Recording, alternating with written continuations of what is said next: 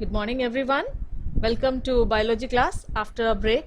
Hope all are keeping healthy, and so let us fight with corona and stay at home and stay safe. So, dear students, as I have already completed 2 units before the break, that was basic biology and plant physiology. I hope all are clear about those topics and have completed those assignments given to you. So let us now begin with the third unit, that is human anatomy and physiology. It's a very important topic and we are going to continue with the circulatory system. So in order to survive, each cell of the human body requires certain substances, and all these substances which are synthesized, obtained or absorbed in one part, which are synthesized and in one part need to be carried to the other parts of the body. For example, the first is our food. The food digested and absorbed by the digestive system needs to be transported to each body cell for providing energy. Respiratory gases. Each body cell needs oxygen for breakdown of food, and this oxygen breathed in by lungs needs to be transported to each cell of the body. Similarly, carbon dioxide produced in the body cells has to be transported to lungs so that we can breathe out. This is also done by the circulatory system. Next is our hormones. The hormones released by the endocrine organs have to be carried to the target organs for regulation of normal metabolic functions in the body. And waste materials are also needed to be circulated so that they can be extracted out from the body. Extra water, excess salts and nitrogenous waste have to be collected from different parts of the body and carried to the excretory system for elimination from the body. Imagine what would happen if food stays in the intestine, if oxygen remains confined to the lungs only, or if nitrogenous waste does not reach the kidney for excretion. What would happen? The ultimately will go to death. So we need the circulatory system, which is very important for our body. So in order to transport different substances, human body has a system called as circulatory system, which circulates the circulatory fluids such as blood and lymph. They flow within the body and transport various substances from one part of the body to the other. So let us study the fluids present in our body and what is blood. So when we see the fluids present in our body, we have three kinds of body fluids. Blood. First is our blood. Blood. Blood is a red viscous fluid which flows in a network of blood vessels by pumping action of the heart. It never enters the body cavity. Tissue fluid. The fluid present in the intercellular spaces between the cells of various organs is known as tissue fluids. It is the fluid that filters out through the walls of blood capillaries into the intercellular spaces. It consists of water, mineral ions, dissolved gases, and food substances. Lymph. The tissue fluid is also called as the lymph when it flows within the lymph vessel and lymphatic organs. The lymph, lymph vessels, and lymphatic organs together constitute the lymphatic system. Now we will read more about these tissue fluids and the lymph at the end of this chapter. Now what is blood and what are its properties? Blood is a fluid connective tissue. It acts as the medium for transport of gases such as oxygen and carbon dioxide, nutrients, hormones, and waste products present in the body. The physiochemical features of blood are as follows. It's continuously flowing in the body in closed blood vessels. When we see its viscosity, blood is a thick and a viscous fluid. More viscous it is, more slowly it flows. Its color contains a red colored pigment called hemoglobin, and it makes the blood red in color. The blood present in the vein is dark red, while that in the arteries is bright red in color. So, while we see the diagrams, we'll see that the veins are denoted in dark red, whereas arteries are denoted in bright red color. Now, when we see the pH of the blood, it's slightly alkaline in nature with the pH ranging between 7.3 to 7.4. So, the alkalinity provides blood a salty taste.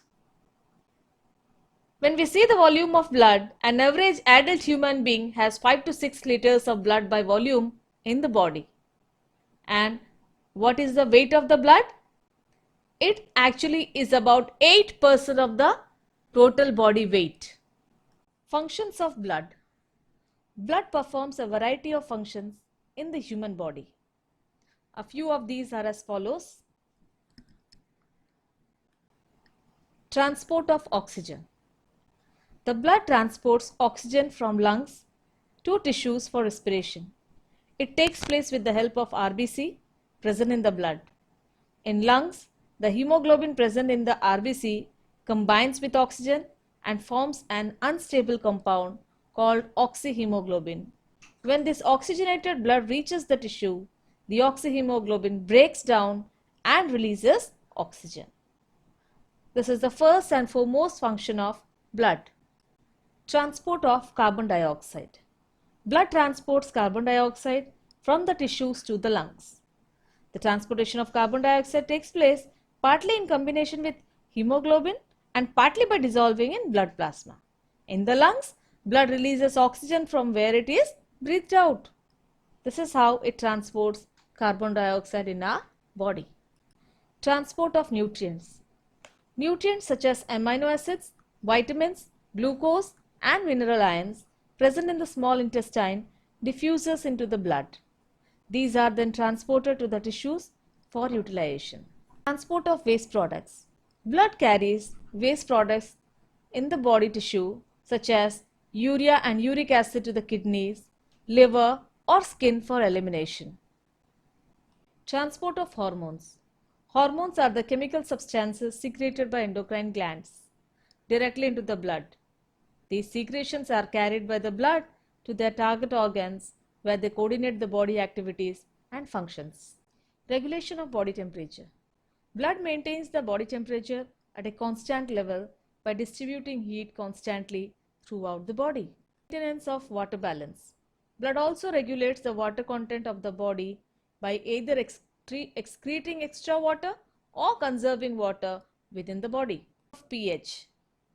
The plasma proteins present in the blood acts like a buffer system.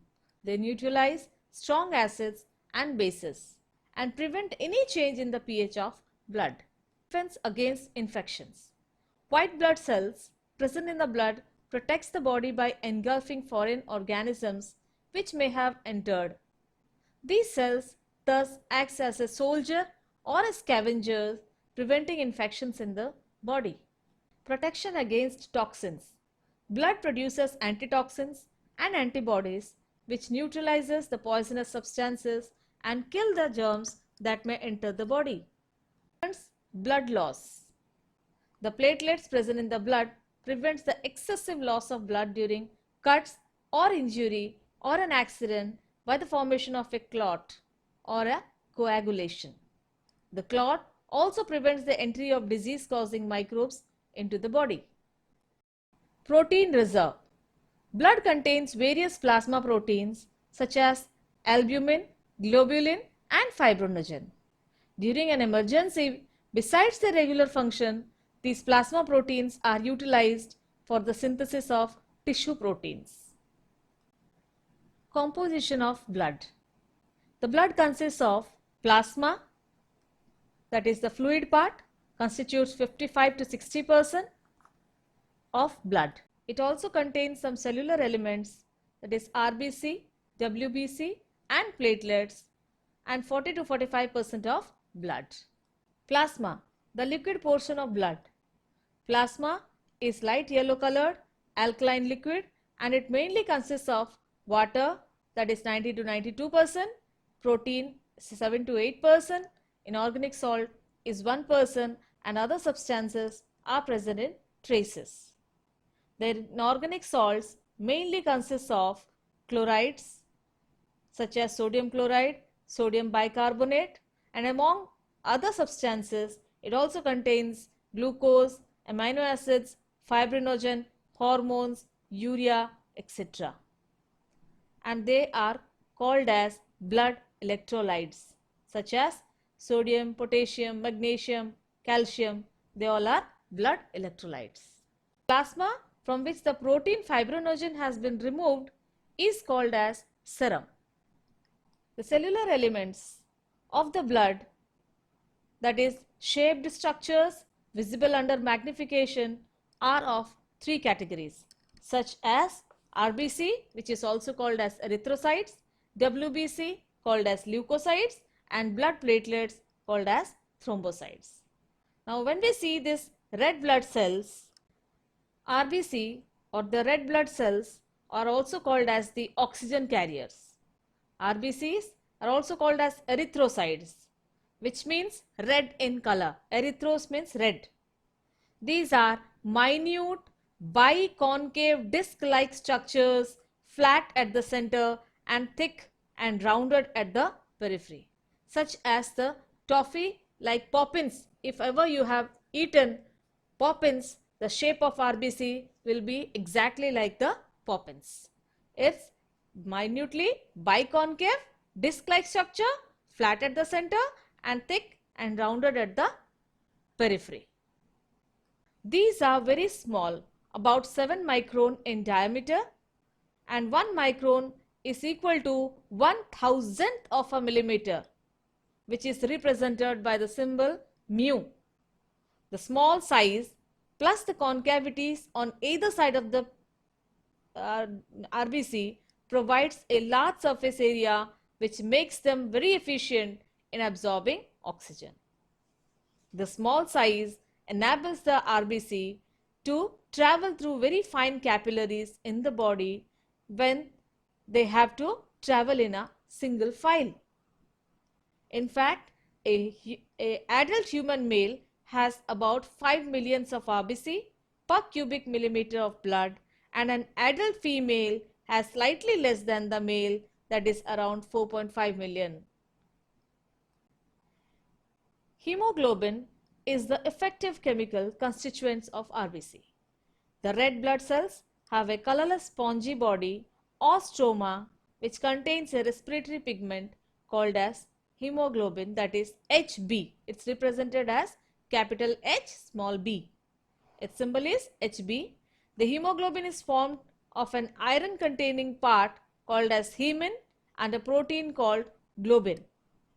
It has the ability to combine readily with oxygen to form oxyhemoglobin as a unstable compound, and this readily gives up oxygen to the needy tissues. Hemoglobin can carry a very small quantity of carbon dioxide in the form of carbaminohemoglobin. If oxygen is present in the hemoglobin, it's called as oxyhemoglobin, whereas if it's carbon dioxide, then it is called as carbaminohemoglobin. Hemoglobin has a very strong affinity for carbon monoxide. It forms a stable compound called carboxyhemoglobin, and this cuts down the capacity of blood of transporting oxygen, and sometimes it results in death. This is known as carbon monoxide poisoning. For example, sleeping near a burning furnace is in a small room without ventilation can also result in a carbon monoxide poisoning and may even cause death. Life and death of RBC. In adults, RBCs are produced in the marrow of long bones, especially in the ribs, breastbone and ileum of the hip girdle. In an embryo, they are produced in the liver and spleen. In children, the RBCs are produced in bone marrows of all bones until the age of 5. The mature RBC have no nuclei, but when they are being produced, they have one. And as they grow or they mature, the nuclei is lost. So they become enucleated. That means absence of nucleus. The average life of an RBC is around 120 days. The old and weak RBCs are destroyed in the spleen, liver and bone marrow, and their iron part is retained in the liver while the rest of the part is excreted out as a bile pigment, that is bilirubin. In a normal adult, approximately 2 million of RBCs are destroyed every second. In other words, about 1% of total erythrocyte in the blood or in the body are destroyed every day. So, we should donate our blood. We are thinking that if we give our blood is lost. In fact, even if you don't donate your blood is dying. So it's better to save life of others by donating blood, because 2 million of RBCs are destroyed every second, isn't it?